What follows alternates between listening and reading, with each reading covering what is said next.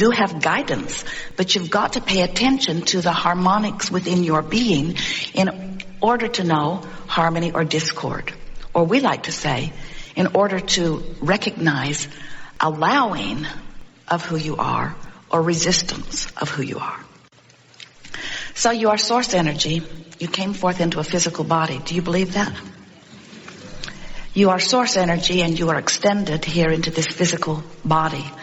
And in doing so, the non-physical part of you is flowing with you. And when you were first born, there was very little difference in the vibration of you as non-physical and the vibration that you became as physical. Some slight variance, because being born causes a realization, an assumption, a recognition, an observation. Even that infant is observing the time-space reality into which it is being born. It was observing what it felt like in your belly. So now this infant comes forth into physical experience. And now there is the first opportunity, as far as you are concerned, for vibrational allowing or resisting. Because now there is the energy that is really you. You know, the larger part of you remains in non-physical. People say, oh, Abraham, if physical is so great, then why doesn't the non-physical come here and be with us? And we say, that's like saying, oh, if being a toaster is so great, then why doesn't the electricity become a toaster?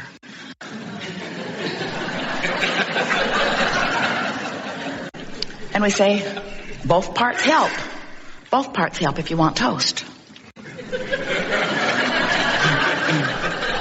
So the non-physical part of you remains in non-physical in the sense that the fullest part of you is not projected into this body.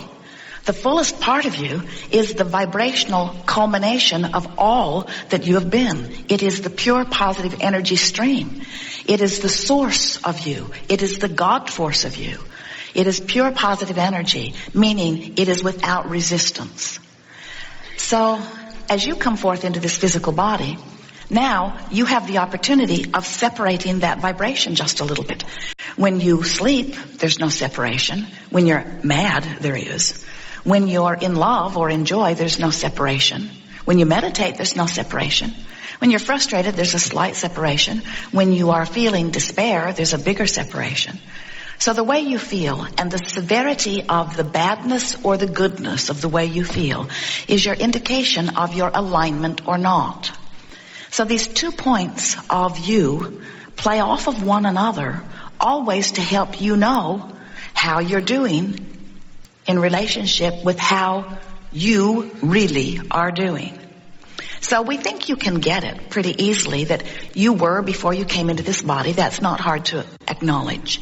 And we can feel you coming along with us, that you were before you were in this body, and then a part of you came into this body. We can feel that you can easily acknowledge that, and we can feel that you can tell that it makes sense that your emotions would give you an indication of how well this part of you is lining up with this part of you. And since this part of you is dominant, we promise you, when you get irritated about something, or when you are frantic about something, or when you are worried about something, the source that is you never comes there to join you. Never. The source part of you always remains in that place of knowing and of well-being and of love and of the furthest extension of that which you are. And it's up to you, if you want harmony, to go to where the vibration of you really is. It's your choice, of course. You can go and feel good, or you cannot go and feel bad. But it is your choice. That sounded a little parental, didn't it?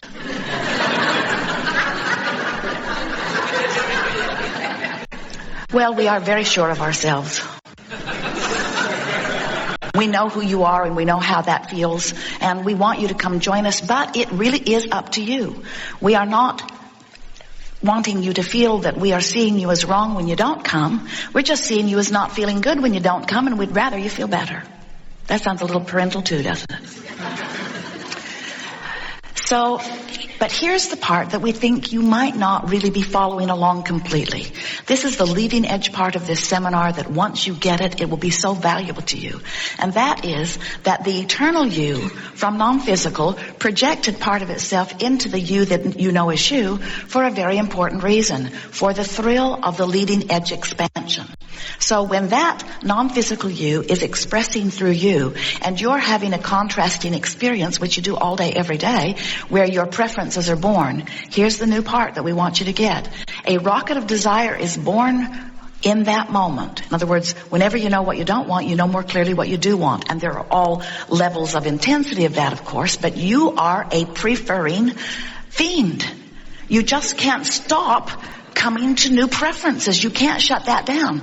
It's the eternal nature of this eternal universe. So it happens. And as that rocket of desire is born, here's the new part, the source part of you rides it and literally becomes it. So when you prefer something, source becomes the vibrational disembodiment, if you will. The vibrational mirror or match or beingness of that which you have preferred. And we call that evolving you that has happened as far as we're concerned, because we're there living it, being it. We call that your vibrational escrow. Meaning it's there for you. You've made the contract. You've signed the deal. Nobody else is going to walk away with it. It's there just waiting for you to come over there. And if you will follow your bliss, as Joseph Campbell so perfectly stated, you'll find it. In other words, it's over there where bliss is. The thing about following your bliss is that when you're really depressed, you can't get a whiff of it. And when someone says follow your bliss when you're depressed or when you're angry, they might as well be saying fly to the moon, because you have about as great a chance of doing that in this moment with your arms flapping as you do about following your bliss, because you cannot find your bliss from there, not immediately, but you could follow the direction of your bliss. In other words, you could go in the direction of your bliss. The thing that we want you to understand is following your bliss from a place of depression doesn't feel so blissful. It feels more revengeful. What do you think about that? Do you get it? That over there where you feel awful is your perception of disempowerment, and over here where you feel wonderful is your perception of empowerment. And these emotions, like love and appreciation, are a far cry vibrationally from these emotions and vibrations of despair and fear and depression. But between depression and joy are a lot of different emotions. Revenge and rage and anger and overwhelmment and frustration and hoping and believing and knowing. In other words, and many, many, many, many more words could be added to this depending upon what the subject of your attention is.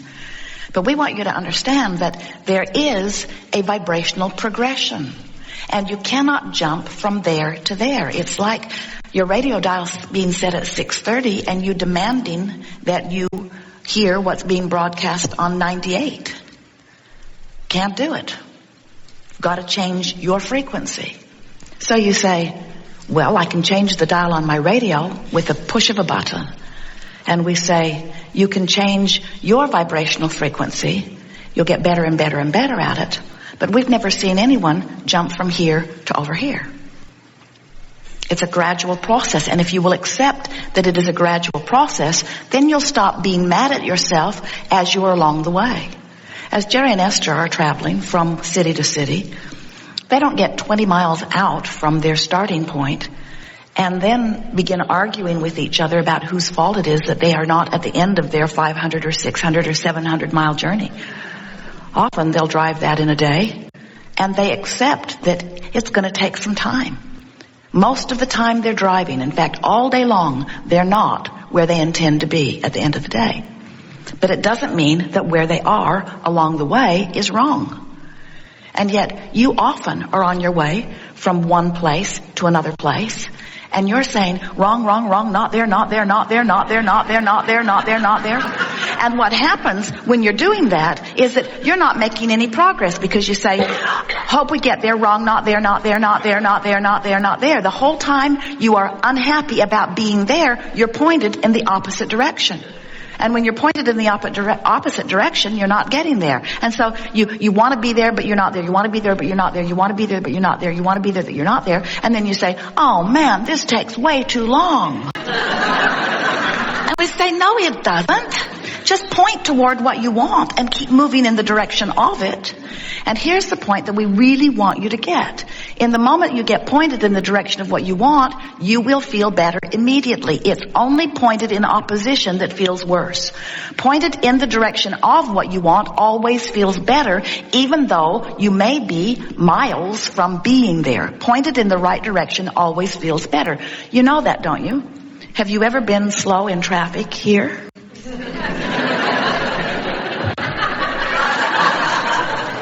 Well, it could happen. And it's not moving at all. It's not moving at all. And then it starts to move just a little bit. Doesn't it feel ever so good when it starts to move just a little bit? Because there's hope. When it begins to move just a little bit, you begin to feel hope, you see. And what we want you to learn to do is to be hopeful even when it isn't moving. Not because we want you to think that your hope will make the traffic move, but because, get ready for this, you're not used to this. Hope feels better. We'd rather you're stuck in traffic feeling hope or joy than stuck in traffic feeling anger. And you say, well, then get the traffic moving. And we say, this is not about the traffic moving. This isn't about getting you to where you think you want to be. This is about getting you to the place of feeling good wherever you are. Oh, Abraham, that's not the seminar I signed up for. I came because there's stuff I want that I don't have. And you're telling me that you're not even interested in helping me get it? Pretty much. We don't want you to get your heart set on that, because it won't be the end of what you want. And if you get fixated on the thirst or need to fulfill your manifestation, then you'll lose sight of the greatest gift of life, which is traveling from place to place. So when you get it that, oh, you'll get there. You will. You can't not get there if you point it in the direction of it and you keep moving. You'll get there. You have to get there. All you got to do is close the vibrational gap. You do that when you croak. We just want you to get there before you croak. We want you to learn that you have control over the way you feel, which means you have control over your alignment with you, which means you have control over your vibrational stance, which means you have control over your point of attraction, which means you can match what's in your vibrational escrow, which you really, really want. You've been adding to it incrementally, always. You can match it or you can mismatch it. It's all your choice. It's just that you feel so much better when you're being who you are. Sometimes we think you're like a two-headed monster. One head's going one way and one head's going the other. Extremely unpleasant. And here's maybe what we want to tell you. Try to make it sweet. The non-physical head is dominant. Go with it. But this two-headed monster, does monster offend you? Good.